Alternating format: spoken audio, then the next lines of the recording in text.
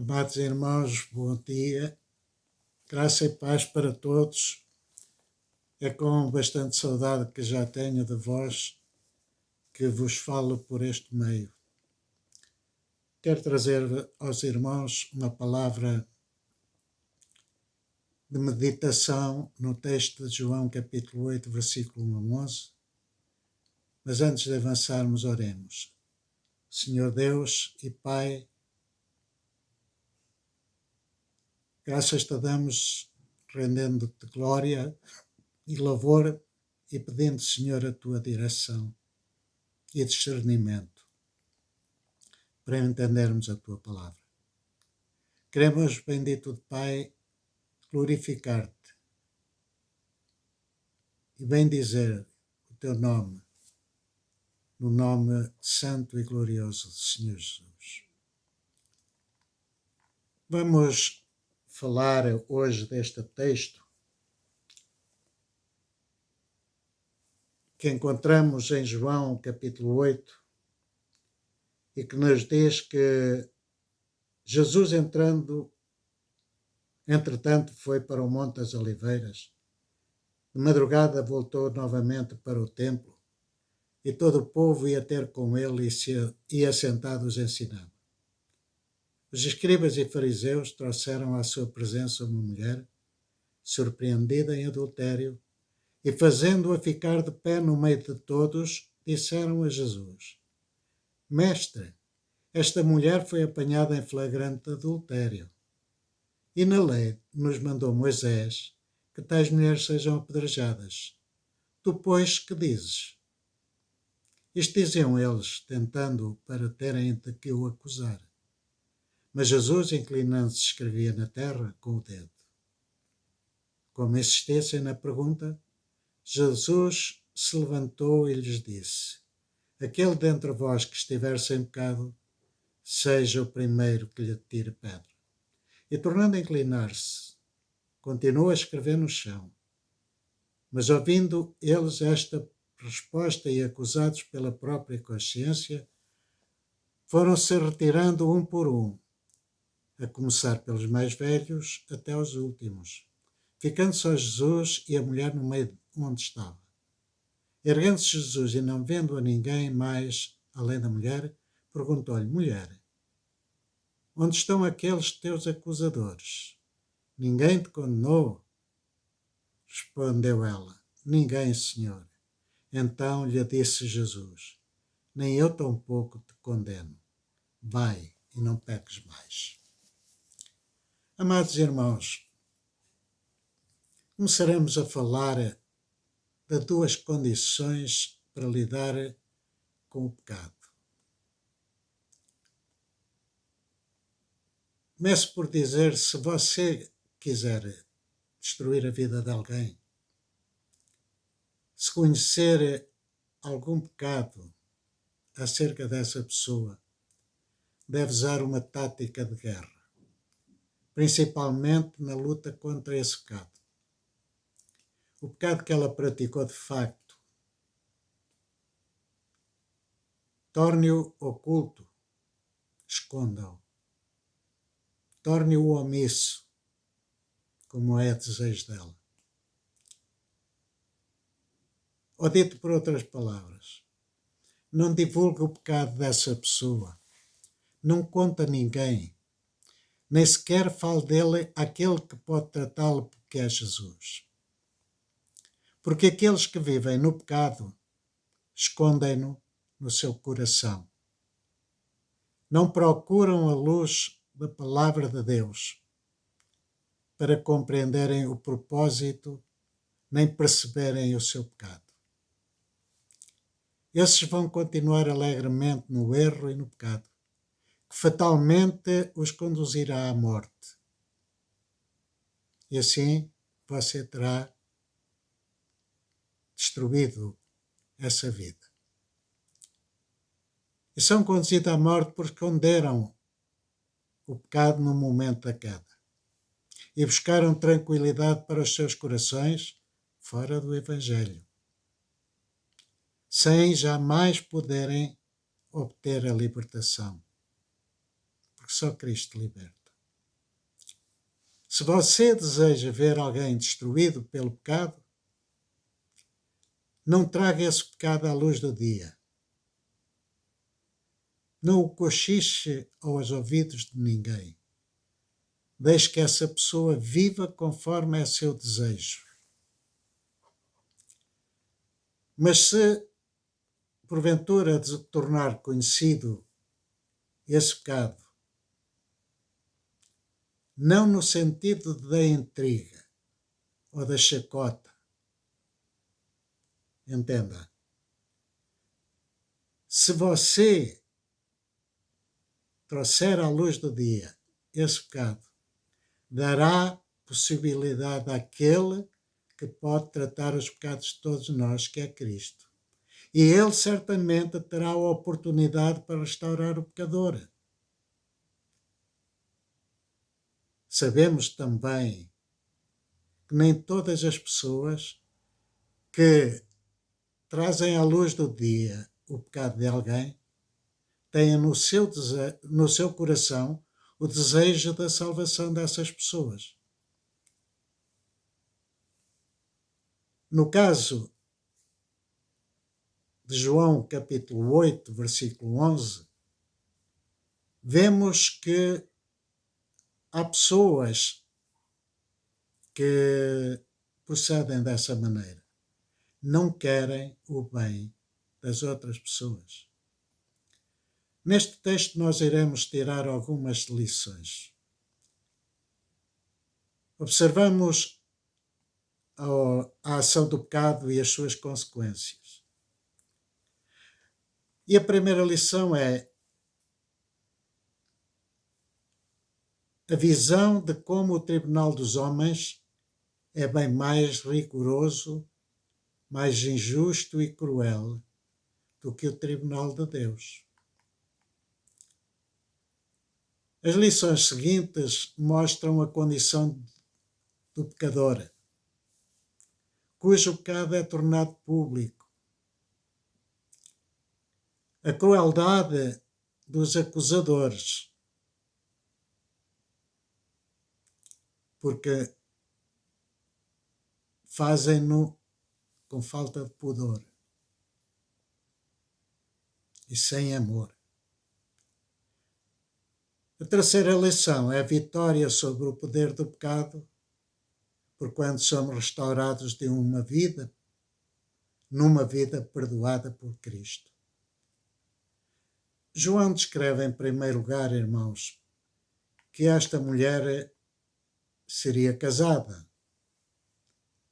e que fora apanhada em ato de flagrante adultério, traindo o seu marido e ficando sem motivo legal para se defender.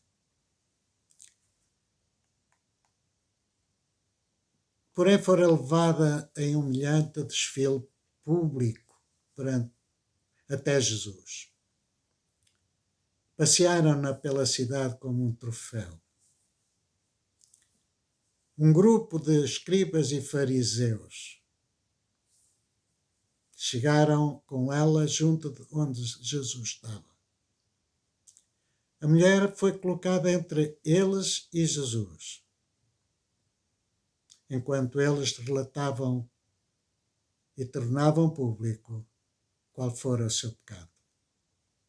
Mas o interesse desses acusadores não era a salvação dos pecados da mulher, nem tampouco estavam interessados se ela seria condenada ou não. Porque o seu interesse era expor Jesus a alguma situação embaraçosa para que tivessem como acusá-lo. Se ele mandasse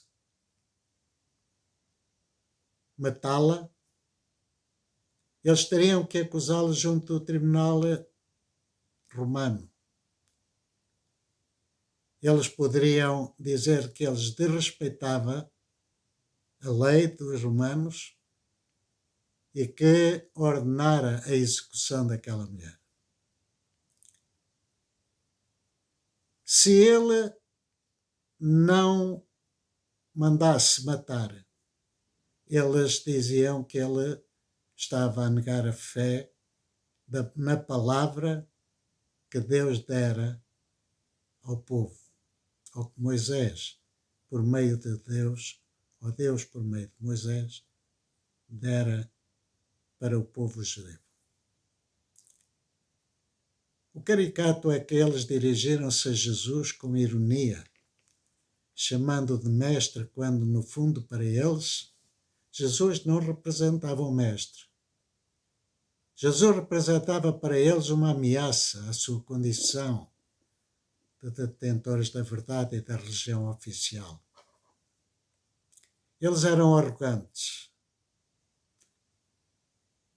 e com arrogância declararam o que a lei dizia, ou diz: o homem que adulterar com a mulher de outro, havendo adulterado com a mulher do seu próximo, certamente morrerá o adúltero e a adúltera. Levítico 20, versículo 10. Esta era a sentença da lei. Porém, creio que a intenção com que Jesus, ou com que João, visou mostrar o propósito destes homens, o propósito deste drama, que é o pecado, não é apenas aquilo que o pecado faz. É verdade que ele nos escraviza, é verdade que ele nos humilha, é verdade que ele nos condena. É sem mostrar que o pecado é uma estrada de via dupla. Pois quando nós agimos segundo a carne, nós pecamos contra Deus e contra os outros. Mas também, quando os outros nos afetam, a nós também desonram a Deus. É o que está escrito em João capítulo 8, versículos 5 a 7. Amados irmãos, o texto continua dizendo: como se insistissem em ter uma resposta, com toda a intenção maldosa, pois aquilo que eles desejavam não acontecia. E o que aconteceu foi Jesus levantar os seus olhos e enfrentá-los, dizendo-lhes: aquele que dentre vós está sem pecado, seja o primeiro que atire pedra contra ele.